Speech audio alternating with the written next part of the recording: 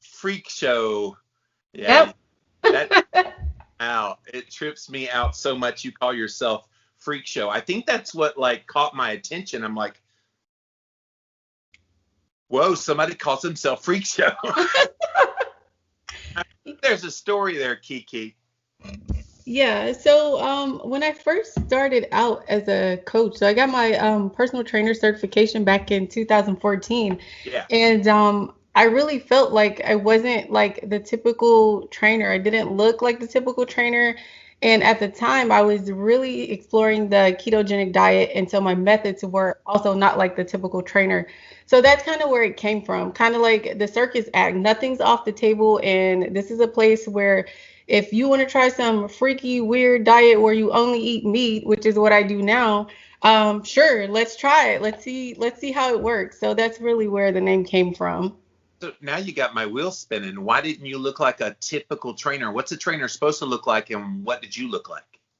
So in the fitness community, the bodybuilding type of community, everyone's kind of tight, trim, toned. Um, Beautiful. Yeah, little tiny people. And I always felt like that particular image was a little bit off-putting for Yeah. someone like me. I didn't want a trainer that had like a ripped abs or that was flipping tires on the internet. Well, and see, here's the thing. The dirty little secret is most people don't. Because those people, here's the mentality, at least from my perspective. By the way, guys, that is Kiki, freak show _ babe. Go check her out over on Instagram. I'm a longtime follower of yours and vice versa. You've been following Yeah. my for a little while.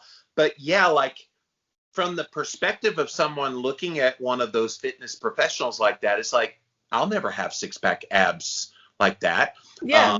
Okay, yeah, you're kind of inspiring, but how much of that is your genetics? Yeah, you worked hard to kind of do that because it doesn't just bam, it's right there. You got to work on that.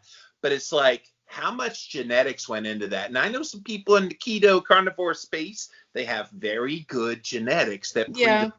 them to that kind of look. And I go, a big old this. Like, no, don't pull that crap on me. Oh, you come and you look just like me. That kind of marketing of like fitness services is nauseating. Yeah. Yeah. I totally agree with that. And it's still one of the things I don't want to say struggle with anymore. I feel like my target audience is not bodybuilders, although I am a bodybuilder and I love the sport. I compete with myself, not other people. Right. And I've coached bodybuilders and things, and again, they're like, "You want me to do what?" And this totally goes against what the typical mainstream information is. But for me, it's more about being healthy and less about looking a certain way. Man, you're hitting on so many things that just frustrate me about the industry in general.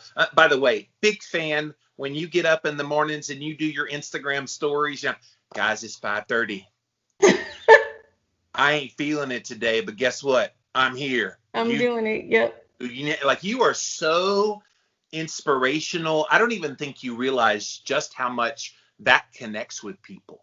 I really appreciate that because when I started my page like a long time ago, I wasn't even a trainer when I started. I just really, it's more about me getting up and showing up as I am on a day-to-day basis. And sometimes, like, I really just don't feel like going. Like, and I'll be honest, today was one of those days where I just didn't feel like going out.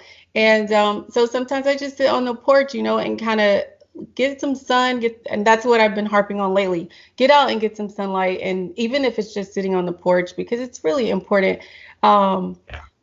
So I mean, I'm really glad that you are inspired by me. And my motto since 2018, I looked this up, and in 2018, I ate a mushroom and literally almost died. And I was like, what the hell is going on? Like I hadn't had issues before. But that became my motto, was to elevate myself and then inspire others to do the same. And so I've been moving forward with that. And my focus has always been self-improvement first. And if I can turn around and help the next person, do something, even if it's just a little, sit on the porch and get some sun, and that inspires them to improve their health, even drinking water that day, I feel like that's where we have to start. Yes. Now, meanwhile, I got some monster in here. I'm totally not doing what I'm supposed to be doing. Yeah, no, don't worry about the dehydrating factors of that. So. I know, right? But I love what you said there, because not every day you're going to feel it. And in those days you don't feel it, it's okay to Yeah. give yourself permission to sit on the porch, because, oh yeah, by the way, that sunlight making vitamin D in your body, that sunlight hitting your eyes, setting your circadian rhythm to help you sleep better, which makes you feel better and perform better the next day. So don't think if you skip a workout that it's the end of the world. I've messed up. I might as well quit. It's actually a regenerative thing when you sit on the front porch, or when I got a hot tub back there where the sun comes right through in the morning. Nice. Like, just let it hit me, man. It's awesome. Yeah, that sounds amazing.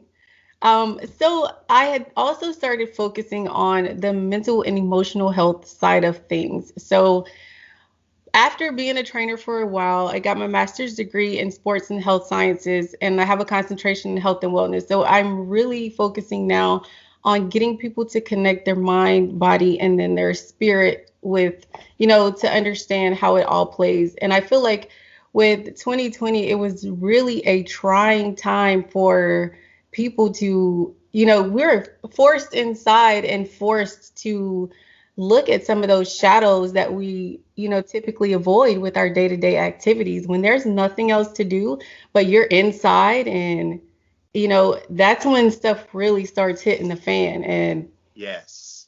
And when you're inside with people that you're not normally around all day long, vis-a-vis spouses, kids, all day, every day. Like, people don't realize the value of the normal life pre-COVID was we got to get away from these people for a few hours. Now, I live alone, so I don't have that problem. I have the opposite problem. I crave people and I want people. That's why I love doing my podcast and love doing my other work, because I pseudo connect with people. I still miss people. I miss hugs and all that. But there is a limit to that when you're around your family.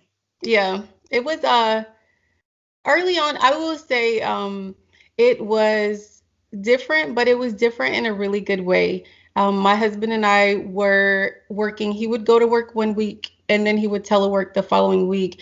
And it really brought us together as a family initially, trying to, rally the kids and stay motivated. And then we hit that point. I left for a bit of 2020. I was in Honduras for a while, in quarantine over there in a tent and all types of things. So with my family, I found that I really like them a lot, which is great. Some of the issues that I noticed other people were having with being with their spouses all the time, we didn't really have that. It was more of like it's good to be back with each other, but we also are military families. So our story is a little bit different. Yeah. Man, I know so many people in my life where one spouse goes off to work, the other one stays at home, homeschools the kids, does all the things at home, and the work person is gone 12 to 14 hours a day. So then they come home and it's like, hey, how you doing? Oh, eat food, wash. Yeah. And then go to the, and it's like, that is a tough kind of way. And especially when they're like your everything, like they ground you. You don't have other people in your life that help. Like, I love these mental health aspects. I've gotten really into digging deeper within myself and writing about and talking about these things myself. So I love that that's a focus of what you're doing as well, Kiki. So tell us your story. Like, how did you get into wanting to be healthy, then finding keto / carnivore, and then helping other people with their fitness? Okay, so about 15 years ago, my daughter's now 15, I found myself not in the typical mom role. They say that you have a baby, you lose all the weight through breastfeeding and all these other things. And it seemed like everything that was supposed to be happening for the pregnancy just wasn't for me. And I was like, what the hell is this? So at that point, before, I wasn't interested in exercise at all. I was naturally small woman and I got pregnant and gained weight. And so at that point, it was when I decided I wanted to be a better role model for my daughter. That's what kind of got me into lifting weights, working out, and trying to figure out, okay, eating healthy, that just means salads and, no cookies, right? And counting calories and all this other things. I was so there. Like, I think our default mentality was just indoctrinated into us. Yeah. Your mid-30s, is that your age? Yep, I'm 37 now. So in our generation, because I'm late 40s, it was just always the default. When you wanted to lose weight, get healthy, you ate rabbit food. Yeah. So, none of that stuff worked, obviously, and it seemed like no matter what I did, I just wasn't there. And then I got pregnant about 5 years later, and through that pregnancy, I counted calories, I lifted weights, I did everything right, and I gained 60 pounds, even more so than before. So that's kind of when I learned my body's just it needs certain things for having babies, so that's just what it's gonna do. Um, when I couldn't lose the weight after, my determination became, well, I want to learn why. So that's how I became a trainer. I wanted to know what I was doing wrong and how to fix it. And I had no intentions of training anyone else, to be honest. It was just kind of, I wanted to know. But other people also had that same issue. Yes. Oh man, I love that people like you exist out there. Well, thanks. You follow my stuff. I get a lot of flack because I still have weight on the body. And Yeah. they think that there's this magic pill of eating keto, eating carnivore, exercising enough, cutting calories enough that's supposed to magically make everyone as thin as they possibly want to be. I'm tired of that bullshit. Come on. Like, Yeah. so many other factors involved that you really can't. I don't think we know the half of everything, I Kiki, know. of Yeah. what makes people like you and me. And I'm not saying that you struggle, but I'm saying that people that you train that do, and you're just like flummoxed, and you were flummoxed. Why am I Yeah. getting, and everybody else loses their baby weight as they're pumping out the breast milk? It's like, what the hell? Yeah. And what I found was I started to attract clients, like me, women that just felt like they had tried everything. And I really feel like I have tried literally every diet under the sun, except for Weight Watchers, because I didn't really like the whole going out in public and weighing in. So that's kind of what kept me from doing that. Um, but with keto, how I got started in that, it was, I have an issue, a deficiency. It's called G6PD, and there's an enzyme missing. I don't know if you've heard of it before, but with that, there's a lot of foods that I can't eat. And then Like what? the soy, well, of course you know soy, but my body actually doesn't process carbs. Like, it prevents me from processing massive amounts of carbs like normal. So what does it do if you have extra carbs? So usually it either produces itself in extra weight, which is mostly what I feel, but it also can send you into hematologic shock. Whoa. So yeah, there's been and that's, with the mushroom, like there's things like that that I can't eat that I had no idea about because it's so understudied. So Needless to say, Kiki is very carnivore. yeah. And so I found that with keto, one day I ate something that was, carb heavy, and I just couldn't wake up. Like, I was like laying there and I was like on the inside, mentally I was awake, but I just couldn't move my body. And my husband was about maybe two inches away from me, and I couldn't even muster the energy to, nudge him to let him know that something was wrong. Wow. And that day was the day that I decided that I needed to start paying more attention to it. And that's when I started looking into it. And that's how I got into keto.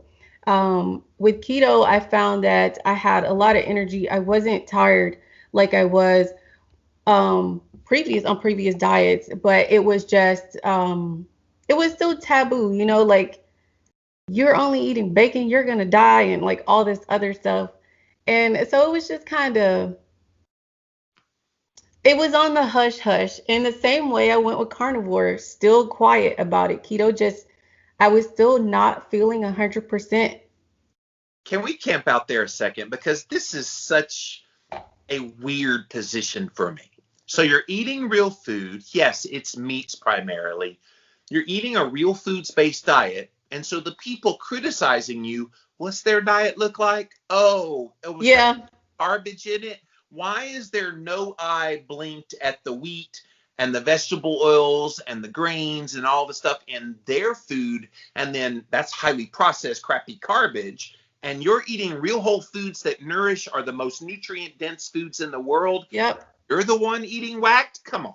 Yeah. And it was that, and that's why I kind of kept it on the hush. And also where the freak show side of the house came from. It was, if I got to be like a walking freak that can't process carbs and I'm just going to eat mostly meat and greens all day, then, so be it. That I'll just own it. I'll call myself a freak show before you do.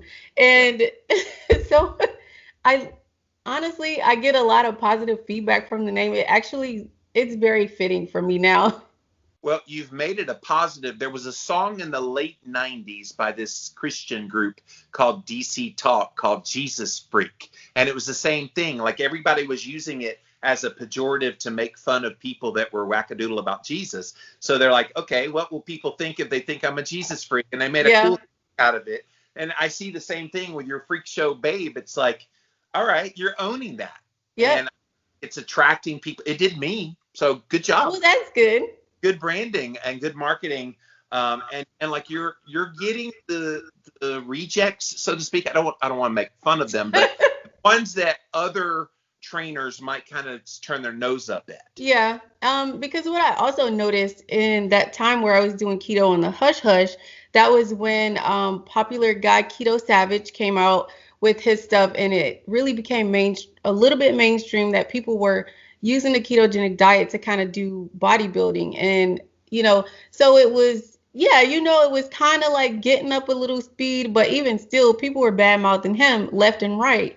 But it was working. And I just didn't understand why, if so many people were getting so many great results in improving their health in so many ways, why would we complain about it? Why the negativity? That's the thing. I think what happens, Kiki, is there's such this narrative about keto and carnivore to a lesser degree that it's harmful for you because, and they bring up the cholesterol, they bring up the saturated fat, they bring up the red meat and all these epidemiological observational studies that don't mean a hill of beans difference. Yeah.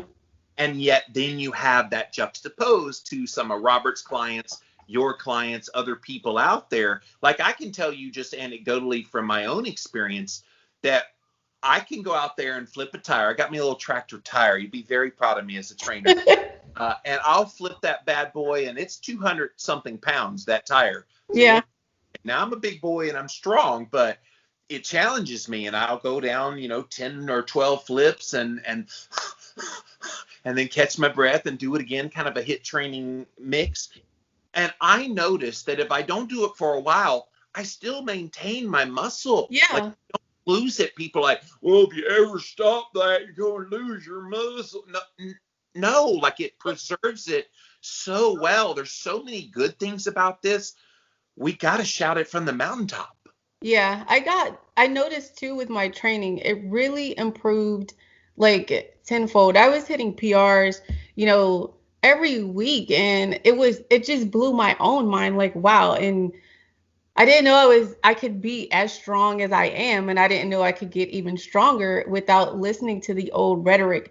But that's what attracted me to learning about it, going to school and, trying to get more and more information, because I really want to help other people realize that it is a way that you can live without counting calories or without feeling like you're deprived. If it's, if you want a brownie, make it a keto brownie. Like, come on, it's not that hard. Yeah, I don't like the absolutism. Well, if you're going to eat carnivore, you must stay carnivore. Yeah. And it's like, okay, if you choose to be strict carnivore and you're disciplined enough to make that work for you, great. And I think most of the time people could probably do it. Yeah.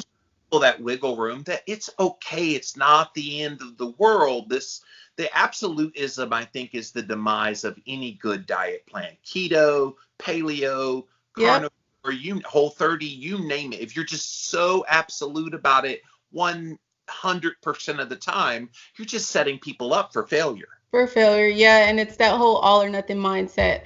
So I recently just took off from November to now pretty much on carnivore, and I just thought, I'll just eat kind of whatever I want. I was strict carnivore for about 2 years um, before taking this mindset, and it was mainly because I found myself, here we're still on, somewhat of a lockdown. And so it was just kind of like the holidays are coming up and we can't have family in town and all these other things. So let me just make this nice smorgasbord of food for my kids and not have them say, "Oh, mom, you can't eat any of this," type of thing. So I just kind of went with it. Um, Mainly because I want to be able to, really hone in on that mindset of it's okay to eat a bite of X, or it's your birthday. It's okay to have, this, but what's your overall diet like? What's your main go-to? Oh, and especially if you're one of the people that have challenging bodies. Don't Yeah. you dare ever go off plan. And I think they don't understand the mindset of someone who has a body like this. Yeah. Mindset of somebody that has a body like this is we know ourselves. Yeah. We know we're doing damn good. You were on carnivore strict, what'd you say, 2.5, 3 years, like a long, long time. Yeah. Pretty good carnivore for a little while. I'll add in things every once in a while, but not way off the rails. Most of it's meat, eggs, cheese, butter. That's like the diet.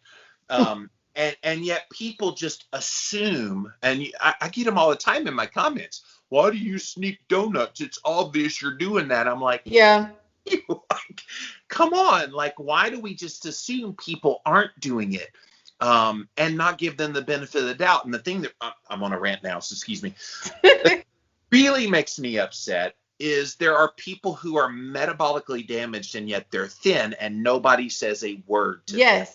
Yes, that is huge in the fitness community. It is huge with people on 800 calorie diets. I've gotten clients that were, previous competitors eating 800 calories. And I'm like, we're going to reverse you out of this and you're going to gain weight, but it's going to be okay. You got to trust me on this. And, I don't really market the whole 12-week type programs because you need longer than that. You literally, sometimes you need a year and a half to improve your health from the damage you did to it in the past. And like you said, nobody talks about those people that look a certain way but are, struggling to eat. They one little thing and they're off the rails, and that's not a way to live either. Yeah, and the people that want to lose weight fast, it's so funny to me. Like they're 55 years old, they've been gaining weight for decades, and then they come to a trainer slash weight loss coach like you, and they're like, "All right, Kiki, I'll buy into what you sell." And then like a month in, they're like, "Why haven't I lost all the weight yet? Oh my God!" And I'm like, you realize decades upon decades Yeah. decades of damage, and you're in a much different metabolic state now. Your insulin resistance is off the charts. Like there needs to be like this visual of some sort that shows them, hey, look, this is what you might have been when you were a teenager, but you ain't there no more. Yeah. And because of that, you're going to have issues. Now, I know for me, part of my issue was my mama was over 300 pounds when she had me. And we were just talking about this just recently. She's like, you were supposed to be born in late November, but you didn't come out to December 27th. I'm like, wait, you carry it? Yeah, it's in my, I was like 11, 12 pounds when I came out of her. Oh my God. That's awesome. You were in there having a good old time. But the problem was I was so big that couldn't go through the vaginal. So I lost all the gut microbiome. Oh, yeah. Sectioned me, which then set me up because of being in there, and she was so big for insulin resistance from in utero. Yeah. I was destined to struggle. I hate that word struggle. because I don't struggle. I feel good. I've got great energy. I've got all Yeah. the being healthy. I just happen to have a belly. Like, let's Yeah. kind of get over this. Your weight is your health as well. That's another pet peeve. Yes. It's yours too. Yeah, it is. It's one of those things that we, even with my master's program, we had a group of people, and some of the alumni and I, we still talk about it. It's one of the challenges in the community is how do we get people to understand that, the how you look on the outside does not determine your inner health. And it's so important that we encourage people, to continue on the healthy path. Sometimes if you're doing the right thing and you're feeling good and you have more energy and you're active, to me, that's a sign of health. If your medical numbers are great and your blood pressure's good and all of that, you're literally healthy. Like, Yes. so it's really frustrating because so many of us in the United States don't look like the poster of health. So I don't understand why people are so quick to carry that torch. It's kind of been ingrained in us pretty hard culturally. Think about like all the images you see in media, and especially when you see weight loss. And there was all hell broke loose recently when Cosmo put on the front cover some obese lady and it had "This is healthy." Oh my gosh, everybody had Oh an yeah. over that one. And I can see both sides of that one. I can see where, oh, okay, you don't want to promote that necessarily as being the picture of health, but how do you know if she didn't weigh 600 pounds and now she weighs 250? Is she Yeah. healthier? Yeah, she's healthier. You don't know what her metabolic health markers are. You just don't know. So reserve your judgment until Yeah. you examine closer and see why they believe they're healthy. Yeah. Um, I noticed a lot of the the foods too, like the sugar additives in foods. I don't know if you've been, well, I do know if you've been paying attention because I seen your recent post where you talk about a couple of some of the produce is like modified now to where it's sweeter than it's supposed to be. And it just it makes me upset, but it's kind of like, what can you do? Steer people in the right path. Don't eat that. Eat over here. Try to do what you can and try to educate as much as you can. But sometimes I feel like the big corporations and things are kind of keeping it. They're literally holding us down at times. Yes, man, it pisses me off to no end when I go in a grocery store and I see all these health claims on the front of packages. And it's something that I know is just pure garbage. And yet they desperately put any keyword, some just made up words. Natural. Natural is the biggest bullshit health marketing term ever. It's not, it doesn't mean anything. What is Yep. natural? Turd is natural. Like, I don't like it though. Yep. We don't eat turds. Well, actually, if they ate turds, it would be better than a lot of this other crap. Put a little steak sauce on it. It's good. Oh, man. Go to town. Yep. You better watch out before someone starts that diet. Hey, the all turd diet, better than Carnivore. It'll be on the front of Women's World magazine. I Better know, right? Carnivore. It's the shit diet. Yeah. You didn't know what you were getting yourself into being on my show today. You know what? I did not, but I appreciate it. It's really good. I'm a little silly, but I think it makes it fun. It's a serious topic, what I do here, but you don't always have to be so serious in talking about it. Yeah, that's how I feel too.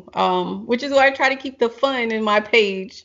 I like rainbows and unicorns. That's why Yep. you're a freak show. I like rainbows and unicorns and all kinds of other things. So I love it. I love it. I love these little like graphics you make. It's so beautiful what you do. well, thank you. And big fan. And you do like this kind of stuff. Oh yeah. The freaky eyes. I'm like, all right, Kiki, I see what you're doing there. And my little pink hair. Little pink hair. And then you do your little sticking the tongue out. You're looking like a little girl there. Anyway, Yep. I'm a big fan of your page. So what else is on your mind? What do you think's not being really talked about in this community? I feel like you're reaching out to a sector of the community that's forgotten how do we get more people to pay attention to the sector that's attracted to your work? So what I think honestly is left out is more so the bigger picture, the emotional side, again, and the mental side. So bringing that mind, body, spirit connection back into focus. So I kind of feel like in the keto community and the carnivore community, a lot of it is just focused strictly on weight loss, and there's not enough understanding of or trying to connect the mindfulness and the spirituality piece into that so that we're better overall. Yeah, and I love that, by the way. And I think practices like meditation and red light therapy and infrared sauna and deep breathing, massage and hot tub and all the things. Like, we don't talk about the totality of health. It seems like weight loss, diet, fitness, exercise. It's like there is no, let's look at all of it. Yeah. How you package it so people don't get overwhelmed by the all of it. I think if you're going to start with one thing, start with diet. Get the diet right. Then from there, add in movement, add in kind of reduction types of things.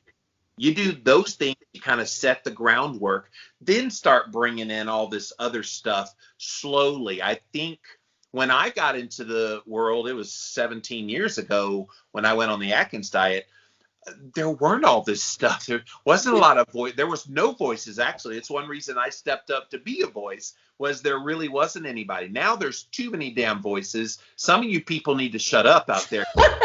It's like, no, but they're giving some really sucky advice, and you can see the shysters coming a mile away. Well, I can. Yeah.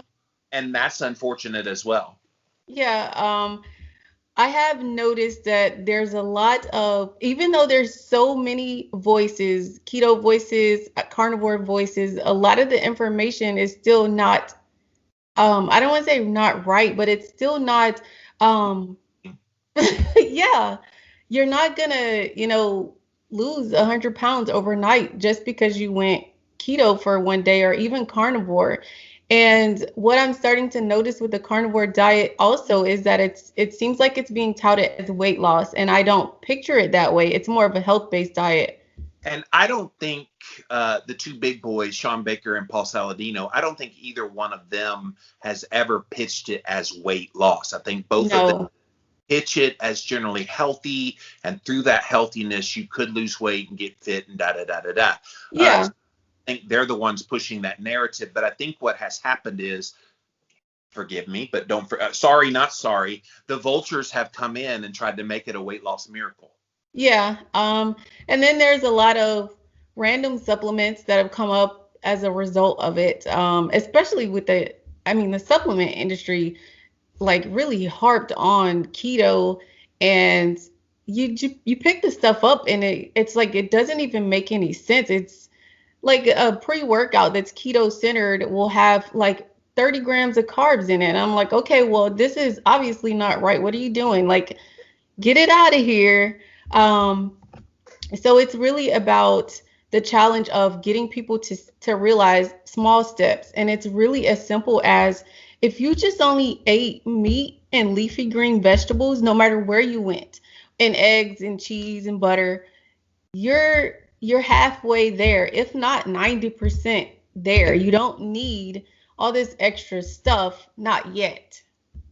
Yeah, there wasn't anything when I first started. There were a few little, like the Atkins company before they got really bad, like they are now. Don't stay away from the Atkins stuff, guys. They're not keto. But like back then, they were still owned by Dr. Atkins and his company and stuff. And so they were pretty close and pretty legit. But even then, like, I didn't know a lot about them. I just ate basically things that were low in carbs, basically stuck to a lot of meat, cheese, eggs, butter. Like, I didn't complicate things in that first year.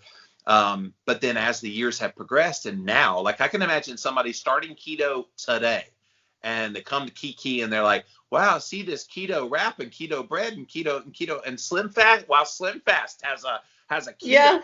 So it's like, it's become a marketing term and not the great healing metabolic nutritional plan that it is. Yeah, and that's something that I work through with my clients often. I've had people that have come to me that have been on the keto diet for some amount of time, and basically when I say, tell me what you eat on a day-to-day basis, just a general rundown, and you notice that they have carb creep, and while like I think lazy keto, it started, the term lazy keto and dirty keto, Right. they were really good terms, but now with so much on the market, you don't know how to navigate. You're walking on the donut aisle and they have keto donuts. Are you serious?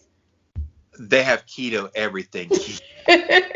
But yeah, the dirty lazy keto, I've always thought it was a slippery slope. Yeah. Like I get it, and I if that works for you, great. But I think once you allow in something that could stoke cravings or stoke insulin, like you're setting yourself up to fail. Now, if you know thyself and you can stick with that and not let it creep, like you're saying, good for you. But most people can't. You come into keto because you got a problem with carb addiction. Yeah. And the fat bombs are what did it for me. Like, they're really good. And then the keto treats. So early on, it was the same thing. I was the typical person. So I always feel like every client is basically a reflection of me at some point in my journey. And it was those flat out wraps, or like trying to eat the wheat and stuff that where it's just at the carb limit, like where you're like, I can have a little bowl of cereal because it's 25 grams of carbs. And over time, you find out it doesn't work. You have to let it go. See, there's some non-negotiables for me. Grains Yep. are out. Vegetable oils, they're Yep. out. I know too much about these things. I know how inflammatory they are. I talked about in my book Cholesterol Clarity that like the two twin villains in your health are those refined carbs, mostly grains and sugars. Yep. And the vegetable oils. And when you have those in there, that inflammation is what makes you unhealthy, not because you got a belly, Yeah.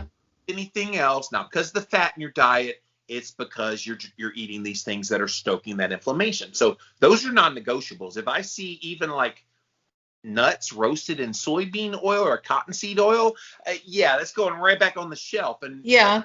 please read your label. Yeah. When I get clients started, I typically go with the path of least resistance. So I slowly phase them up until to that point, because it, like you said earlier, it can become overwhelming. But my focus is when I'm working with these clients to educate them on that stuff so they know the reason why they're not eating it. Like you said, because it's inflammatory. Sometimes when we start a new diet because we just want to lose weight and we're not really focused on the health aspect, we'll cut out whatever they say. Like, we'll cut out air. If they said don't breathe for 20 minutes a day, we'll do it. like, is it working? Am I thin yet? And Well, so I feel like I'm going to die if that helps. with the new people, I like working with beginners. I got a little blackout there for a second. See, that's not the diet for you. Don't try that one. There are breatharians. Have you heard about these people where they like, oh, just increase your breath? Oh, you know what? Nourishment. Yeah, when diving in the spirituality side of the big three, as I like to call it, I kind of run across a lot of, I don't want to say weird because I don't want to call anybody weird. They're Yeah. more. But what I noticed about that community is there's a lot of forced vegetarianism in the spirituality side of the house, and it's frustrating. Balance is key, balance is key. So there's It's kind of like yoga. It always gets thrown in there as well as vegetarian. Yeah. It's like, it's so crazy. Like you can practice these practices without being involved in the cultishness of Yeah. them. Yeah, and it makes you feel like an outcast, I believe, for some people. And again, that's why I want to connect the three, mind, body, and spirit, to let people understand your health. You need a foundation first. So if your foundation is strong with your nutrition, and then you add your movement to that, you are able to go along these channels throughout the spiritual community when you're getting fed all this nonsense about, breathing more, and there's people out there that get all their nutrients from sunlight. And I'm not saying that they can't, but I'm just saying that that might not be you. You need to just stick with your foundation. Your foundation is your body works best doing X, Y, and Z. And so with my clients, I don't necessarily tell them that there's one specific way. What works for my body, being a carnivore, may not work for you. It may be completely different. And you have reasons to eat that way, and you explain that reason and all Yeah. that. By the way, back on the inflammation thing, like part of it is you don't want to overwhelm them and say, well, this, the health aspect, but tell them when you have inflammation, that's why you have stored body fat. Your body fat starts to build up because of the inflammation trying to protect you. And so cut the inflammation, and your body fat won't have to be there to protect you as much anymore. Thus, it's a good thing. So you can kind of explain those pathways as to why you're avoiding vegetable oils and the carbohydrates. I wonder, what's your position on honey? So I feel like I try to think of it in a caveman mindset. So if you're out in the wilderness and you're eating a primal diet, and you come across a freaking beehive, You're gonna eat it. you're gonna eat it, right? And it's gonna be good, and you're gonna be high off of honey, and you're gonna be running around, but you're also gonna be getting stung by bees too. You're not gonna be eating it every day. You're not gonna be eating it often. So I feel like if you are led to eat honey today and you want to be Winnie the Pooh, go right ahead. Enjoy your honey. But remember, that's not something that you would be eating on a day-to-day basis. Moderation is key.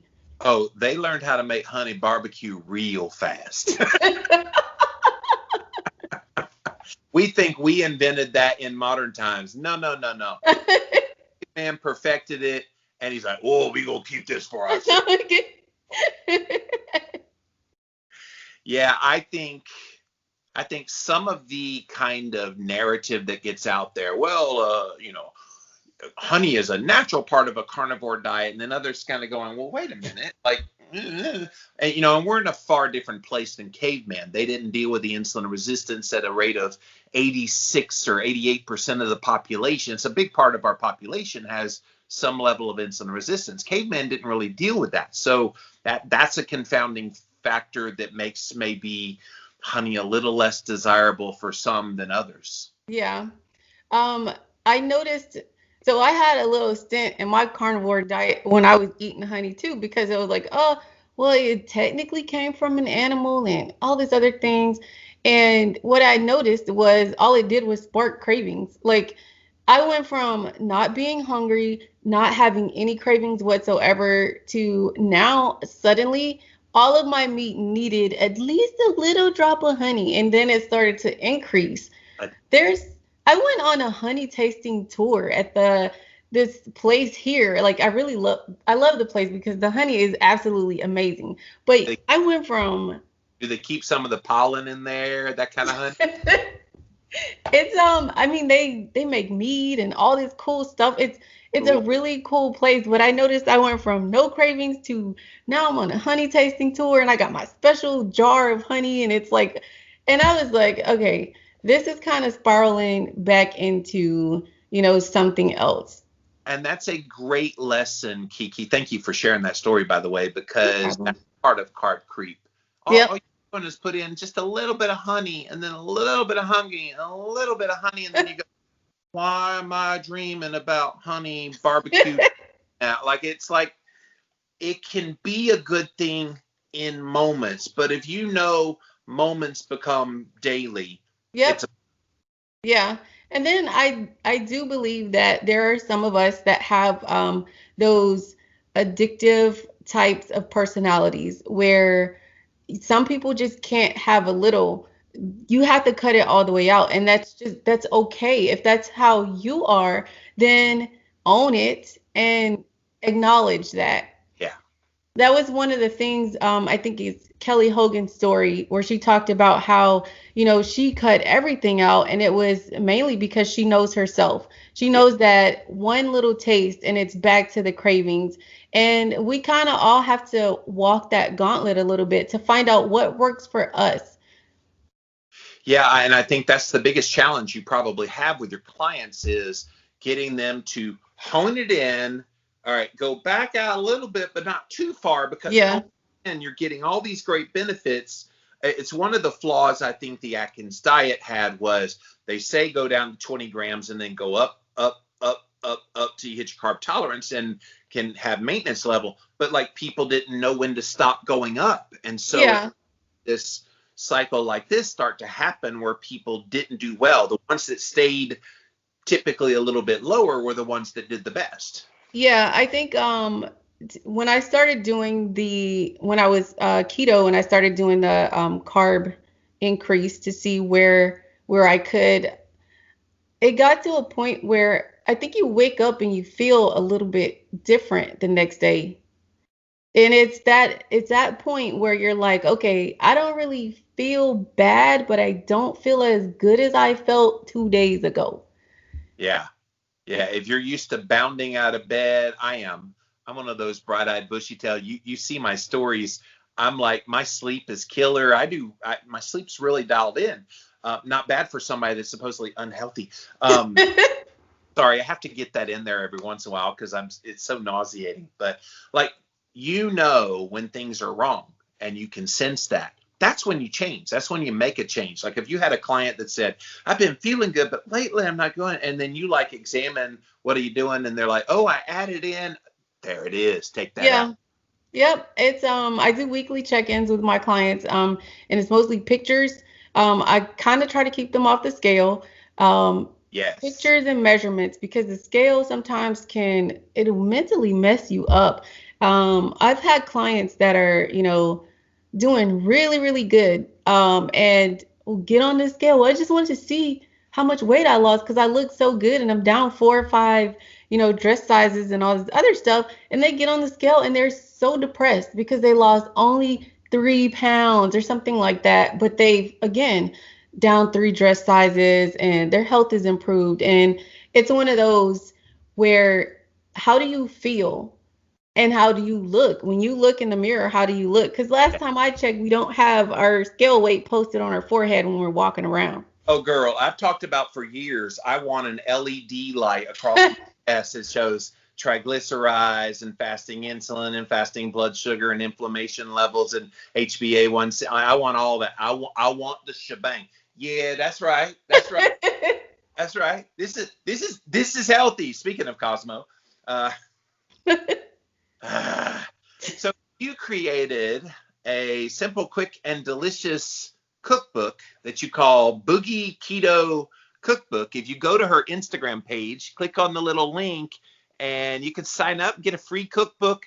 As you say here, it's designed to spice up your palate while keeping it simple and staying on track with your goals. I think that's a cool thing. Definitely over at Freak Show _babe, guys. Go check her out over on Instagram. Do you have a website? You have freakshow-health-wellness-mykajabi.com. That's a long. No. That's just the link for the download for the book. But my actual website is simply freakshowfit.com. freakshowfit.com. Yep. So, Kiki, do you love me? Sorry, I had to do that. Of course. I just wanted to tell you really quick because this is really funny to me.